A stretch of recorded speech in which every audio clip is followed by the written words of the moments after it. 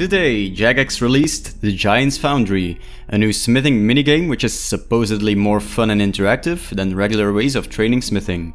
To get started, you'll need 15 smithing and have completed the new quest, Sleeping Giants, which is basically an introduction to the minigame.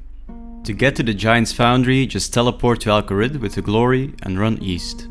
In this minigame, we're gonna be making swords for giants using the Foundry. To find out what kind of sword the giant wants you to make, you'll need to get a commission from Kovac. He will give you 2 attributes to focus on. After he told you what he needs, for example an arrow and a light sword, click here to set up the mold. There are 3 parts to a blade: the forte, the blade itself, and the tip. You have some different crafting options for each piece. You basically want to pick the pieces which will give you the most points. In this example we want to pick the Serpent's Ricasso for 14 points, the Stiletto Blade for 14 points and the Serpent's Fang also for 14 points. Just try to get the most points available. Any attributes you want to get will be highlighted in green.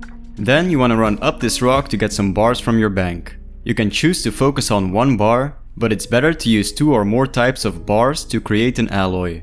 This will give you more experience and will also give you more money back from your bars. So just dump some of your bars into the crucible to melt them down. You can also chuck in items to recycle them. If you throw in a 5 bar worth play body, it will count as 4 rune bars. If you throw in a rune scimitar for example, which originally cost 2 bars to make, you will only get 1 bar's worth. So I recommend only throwing in play bodies, as you'll only lose 20% of the bars instead of 50% for the scimitars for example. After you've filled up the crucible, pour the metal into the mold. You can pick it up if you have some ice gloves equipped. If not, you'll have to get a bucket and fill it with water from the waterfall to cool it down. Now we have to refine the sword to meet the high demands of our giant overlords. There's 3 steps in the refining process: hammering it with the trip hammer, grinding it with the grindstone, and smoothing it out with the polishing wheel. To do one of these refining steps, you'll need the sword to be in the correct temperature range. You can check this out here. To make use of the trip hammer you need it to be hot, to make use of the grindstone you need the temperature to be medium, and to use the grindstone you want the sword to be cool. You can heat up the blade by placing it in the lava pool. If you right click dunk it, it will heat up faster. You can cool down the blade by putting it in the waterfall, and you can right click quench preform to cool it down faster. The blade will also cool down naturally if you aren't doing anything. So in this case the first thing we have to do is trip hammer it. So try to get your heat as high as possible in the red meter. Every time you hammer it, the heat level of the sword will go down. If it goes out of the red meter, just chuck it back into the lava and continue.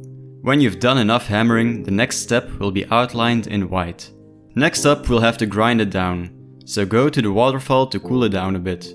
Grinding out the sword will increase its temperature, so aim to get the bar as low in the orange meter as possible, but not all the way to the bottom because the sword will cool down naturally. Grind the sword a bit, go back to the waterfall to cool it down when it gets too hot, and then grind some more. Next up is the polishing process. Go back to the waterfall to cool down the sword even more, and try to aim for the highest temperature in the green zone and cool it down. Polish it till perfected. Occasionally a yellow bar will pop up around your heads-up display. If that happens, click on the action you're doing right now to improve the quality of the sword even more. So just keep repeating these steps until you've completed the sword. Hand it over to Kovac to get some XP, GP and some points.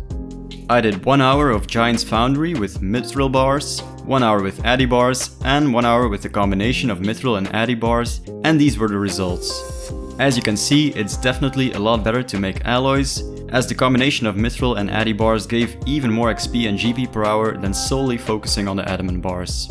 The points you receive can be spent in Kovac's shop. You can expect around 1k points per hour. Here you can unlock the double cannonball mold, used to create twice as many cannonballs per steel bar. The smithing catalysts, which will halve the amount of coal required when smelting bars at a furnace, and will give you double XP for that bar. This can also be used in blast furnace, but it will only give double experience and not a further decrease in coal cost. There's also the smith's uniform. Each piece of the smith's uniform will give you 20% chance to smith an item 1 tick faster on an anvil, and having the full uniform will give you 100% chance to skip the tick. You can also buy some extra molds here to use in the Giant's Foundry. These molds will give you a lot more commission points, up to 22 points for 1 attribute. And you can also buy the new unique two-handed sword, the Colossal Blade, which looks kinda trash, not gonna lie. That was about it for my Giants Foundry guide. If you liked the guide and want to see more, bless me with your subscription. If you want some more skilling guides, I'll put a playlist on screen now. Thanks for watching, see ya!